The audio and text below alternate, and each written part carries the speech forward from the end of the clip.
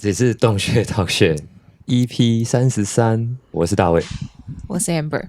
我们请到就是他的身份非常的多元，对，斜杠超级斜杠到不行。有一个计划叫做 French Wave 的制作团队的成员之一，然后现在在做跟 VR 沉浸式相关的科技。 French Wave 是一个非常非常厉害的有关25年电子音乐历史从美国到法国的纪录片，然后他们的网站有就是像是编年表一样把这个年份都列出来，然后整理的非常的好，就是大家可以去看。那我们等一下会跟他聊更多。 My name is Guillaume. I did practice actually but I don't think I did a good job. Oh, yes, you did. Yeah? Did I do it right? Oh, yes, Guillaume. Yes. Thank you. So we're happy to have you here in our show. We actually know about French waves before because we were doing some research on the history as well. If you can introduce yourself and then how you started with like this producer role. Okay, so my name is Guillaume de la Boulaye. I'm French. I live in Paris. I'm a film producer and also immersive experience producer. I work a lot with the music industry, especially electronic music industry, because they're very involved into visual art. Yeah. So I started a long project called French Waves, and it was the opportunity to meet lots of electronic music producers from France, from the US, and from Asia as well, like in Japan, Korea, Hong Kong, China. We didn't have the chance to come to Taiwan with this project, but we met so many artists, and now I'm working with some artists we met with this first project for new experiences. How long does it take to do all this work with French Waves? When did it started? The project French Wave started with a French cinema director. Her name is Mia Hansen-Love. She's author, quite famous in France. She has made like 6 features, all selected in big festivals. The fact is that her brother is one of the very first DJs in France. He was in New York City when the house and garage music movement started, and so he became a DJ there, and then he went back to France. So her sister wanted to make a film about her brother and about the story of electronic music coming from Detroit and Chicago and New York City, and how it came to Europe and especially in France to become the French house music, French touch house music. And so she called me to ask me if I would be interested in producing a documentary film about the French touch movement, because she was on the fiction theater film, but she also wanted to have a documentary. So we started working together, and that's the way the project French Waves started. So you were producer in like documentary or? No, I was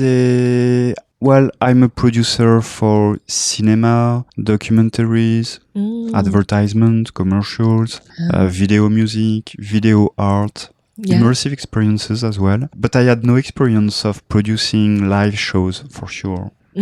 So the project started like in 2015, and we needed 2 years to produce and make the documentary film. But at that time I was interested in creating a ecosystem, not only a documentary film along the theater film, but also a web series. And then we had so much energy from the artists we met through the documentary that we decided to create a kind of tour, worldwide, with the screening of the documentary film, then master classes with the artists from the documentary film, and then DJ set, concerts. So we toured into around 50 cities around the world during 2 years with this project. So we started 2017 the tour, and we ended in 2019 because it was a long and exhausting tour.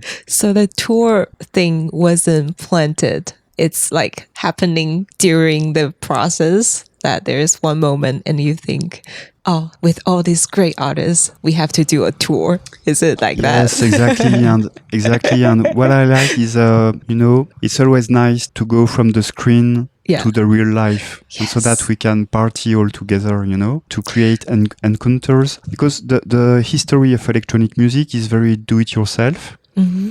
So it's very interesting to see how from Detroit and the very underground houses, how the people started to make music inspired by the car industry, the poverty, the misery as well, how they started creating music with almost nothing, and then how it came to New York and touched the gay community, and it was kind of very fashionable, trendy, but very niche. So just a few people knew about it. And a few French guys discovered this music. They bring it to France, still in their room, and they started to try some things with their machine and their computers as well. And DIY. They started just, very DIY. Spirit. But they made it more easy to listen, maybe. Mm-hmm.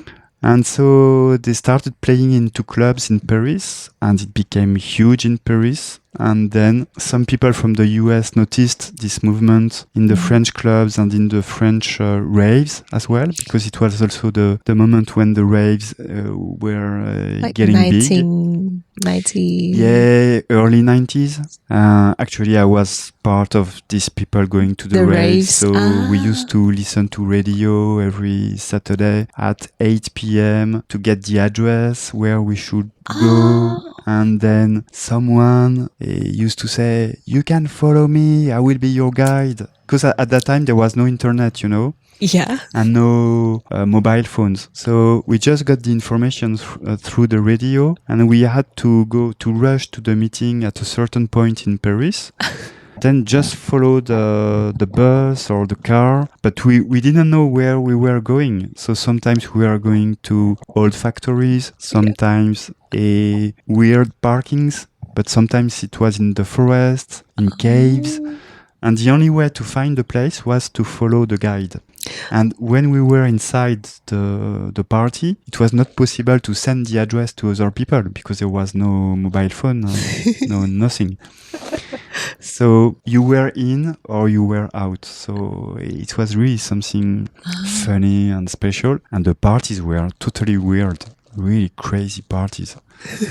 But it was very do-it-yourself, very archaic in a way. Yeah. It was really funny. And then everything became bigger and bigger and bigger with more and more parties, more and more money. And it became international. And now electronic music can be really produced with lots of financings. So the story is very interesting. Like, it starts from a very underground movement, and then it travels around the world, and it becomes big, just from a few guys who are just using machines and computers in their room, and it becomes a big movement. So it's actually very inspiring. What was the rave scene was like? You say it's crazy and weird. Can you describe more about it? Yes, I can tell you that there were many different genres. It was mainly Detroit style, like pretty hard and pretty cold music. But for example,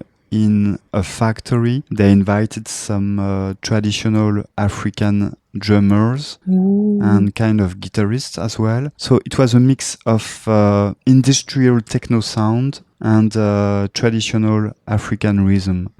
And with the traditional African music artists, with the traditional costume, dress, So you could see the crazy guys partying a lot from midnight to 10 in the morning, with the Africans still playing from midnight to 10 in the morning, their traditional instruments. So it was really strange, but so funny.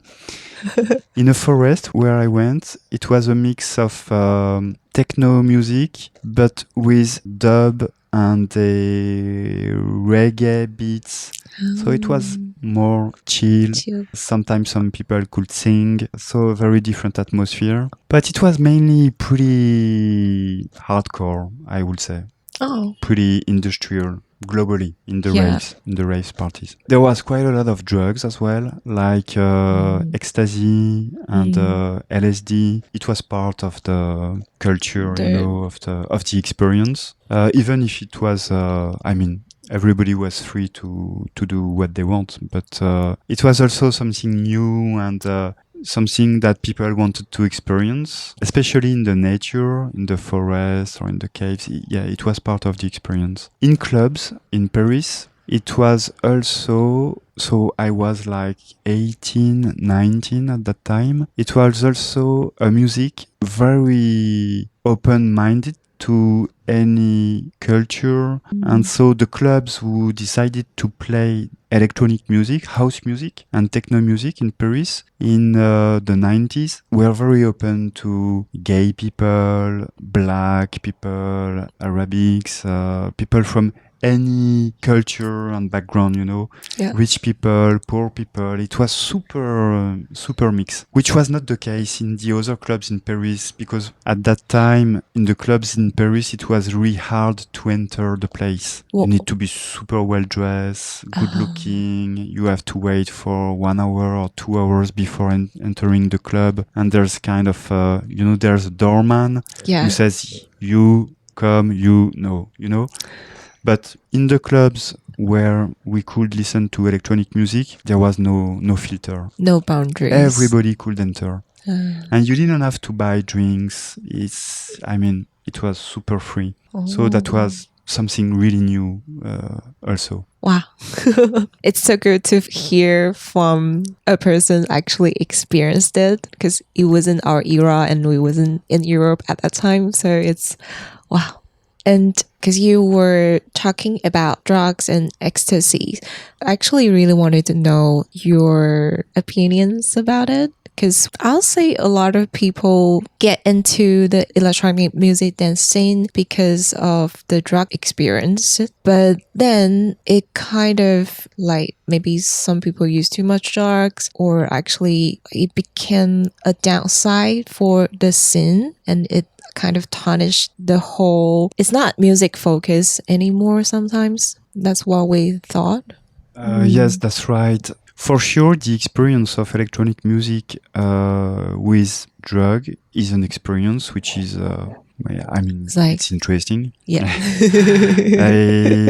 But yes, as you mentioned, it's a drug, so it's really bad for health, and it can unfortunately destroy some certain persons. Yes. So yeah, some people unfortunately kind of lost their mind because of that. Now in France and in, I guess, lots of countries everywhere, because the authorities and even the organizers of the party, they know about the issue for sure, and the clubs as well. So they have kind of a medical consultants and police as well, but like they do prevention, Yeah. They tell to people, okay, we know that there are drugs in the parties, but okay, we are here to tell you how to manage and to make sure that you don't go too far, and but still there are problems, and it's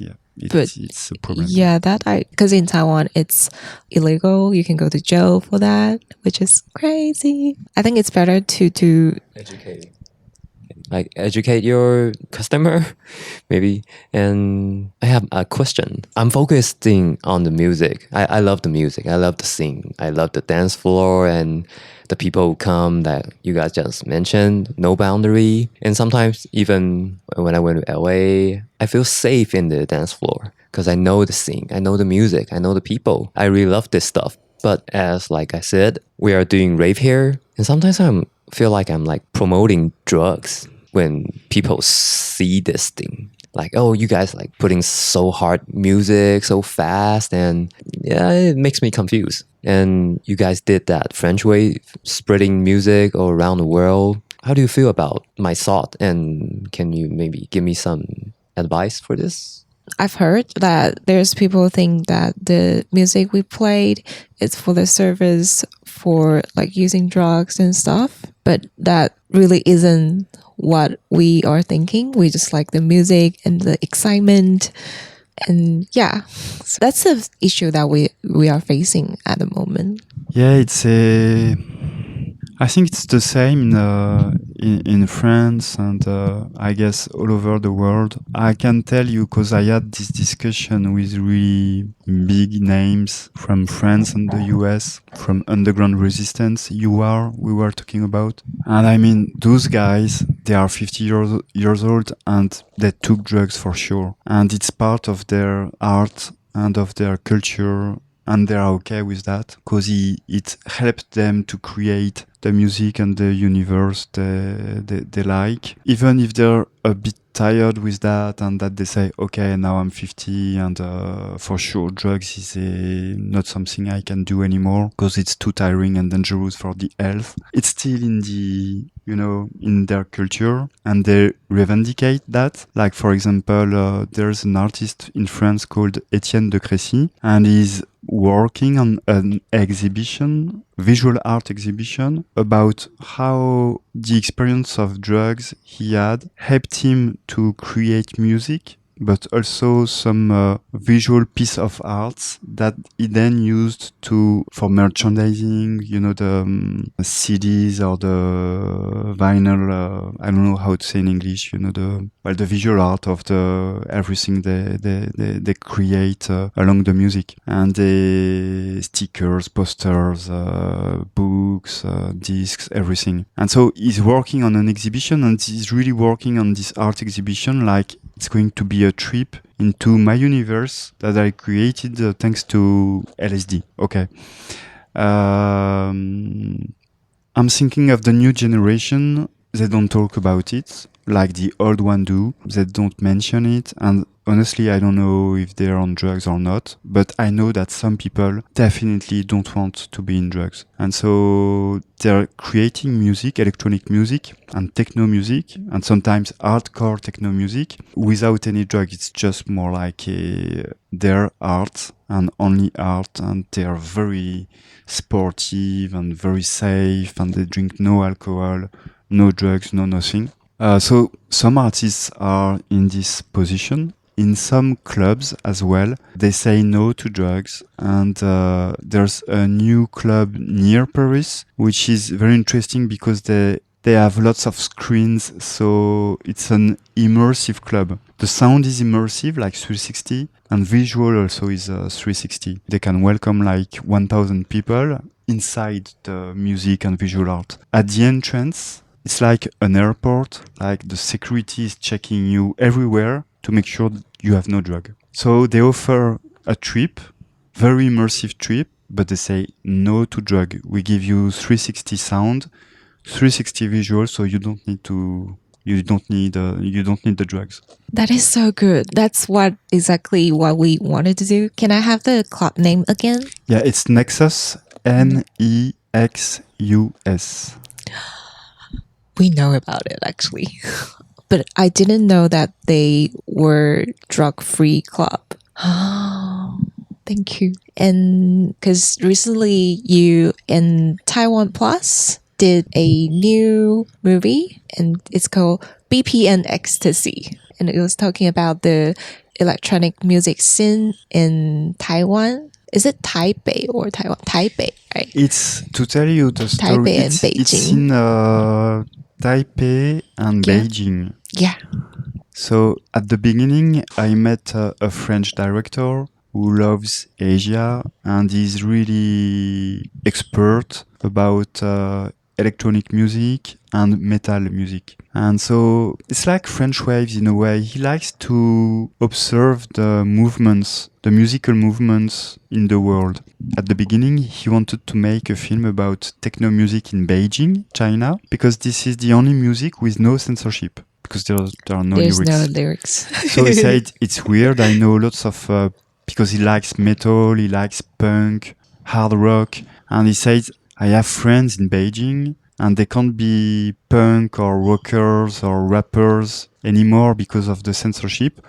So either they do music okay with the censorship, either they stop creating the music they want to create and the lyrics they want to sing. So they go to techno music. You know, they switch. they become techno artists to keep working freely, you know? Yeah. And so he went many times to Beijing to prepare the documentary. And there he met many people from Taiwan. He met many artists from Taiwan working in Beijing and touring in China because it's a huge market. Yeah. But he also met lots of Chinese artists who want to go to Taiwan to create freely because it's free here to, well, I mean, you do what you want. So he understood that the connection between Taipei and Beijing was really strong despite of the political issues. And he felt like they were good friends. Yeah. Electronic music producers from Taipei and Beijing were very friendly, connected. Very connected and very together. So he wanted to tell this story, and so that's the way the documentary started. And it's a co-production between Taiwan and France. So as you said, TaiwanPlus is the broadcaster here in Taiwan and in the world. And in France, we work with a broadcaster called ARTE. It's a German-French channel. Oh. And it will be released on November 11 and November 14 in Europe on ARTE. The link will be in the description box. Please go check it out. Thank you. Can you tell us more about the documentary? What was it about? Like the contents and what people can expect from it? There is like artist interviews or about the scene or about the venue? Yes, it's all of that. We follow three main artists. One artist from Taiwan, his name is Elvis T, and two artists from Beijing, two women. One is Sunk and the other one is Tammy X. And so we follow each character into their goal for the Taiwanese artist to come back to Taipei, because he's one of the Taiwanese artists who decided to go to Beijing to create, because he feels like it's easier for him to create outside of Taiwan, and especially in Beijing because it's a wild city and it's stimulating his creativity. But he had to go back to Taiwan because of the pandemic. And so during the pandemic, he could do nothing. The story starts just after the pandemic. And so the Elvis T, the artist, says, I'm going to organize my comeback in my country because everybody forgot me. No one knows me anymore. I am nothing. So how can I come back in Taiwan as an electronic music producer? I was big in Beijing. I'm nothing here in my country. Yeah. I have to change this. So it's his challenge, and we're going to follow his challenge. And the two other artists in Beijing, they are, let's say, new talents. Yeah. One, Sunk, she's a DJ, and she wants to organize her first concert as a live show. And so she has to find a place to do that, to have the support of other producers, make sure that the police will not make problems, that she'll get the authorization to do her concert. So we follow her into Beijing in this challenge. And the other artist, her name is Tammy X. She's more into the scene already, and her dream is to tour abroad. So she wants to go outside of China. So we follow her into this challenge as well. Will I be able to play in foreign countries? Wow. It sounds like a really good documentary. So there's 3 storylines, and it's like each of them have their own challenges. Yeah, they have their own challenges, and through their challenge, we meet other artists. We meet, let's say, the industry the clubs, festivals, programmers, journalists, and we take also the history of electronic music in Taiwan and Beijing. I must check it out. Seriously, I really wanted to watch it like tonight. So it's 11th November? Yes, November 11th on TaiwanPlus. Yeah. And in Europe, November 14. Okay. Thank you so much. And the last question is, what's your plan next? Do you guys still like promoting this documentary or? Yes, so the documentary is on TaiwanPlus and ARTE as a series, a documentary series, 4 episodes of 20 minutes each. But we also have a feature version for festivals. So I hope I will be able to organize, as I did for French Waves, some events with a screening, masterclass, and parties with Taiwanese artists and the Chinese artists in Europe. Wow, I love because that would be... the creativity is really interesting here. Yeah. It's different. I mean, people are doing things in a different way, and it's exciting. So I'd like to show this creativity in Europe. Oh, that's good to know. I'm so excited. When will it happen? We are waiting. Maybe. I hope I'm working on it, but it should start in February in Paris. Oh. I will let you know. Thank you. Wow. It's so exciting. Thank you for coming to our show. Really, we appreciate it. Me too, very much. So it's 洞穴 Talk 穴 EP33。我是大伟，我是 Amber， 这是 Guillaume. I can't say. You're good. Thank you so much again. Thank you. Bye-bye. Bye.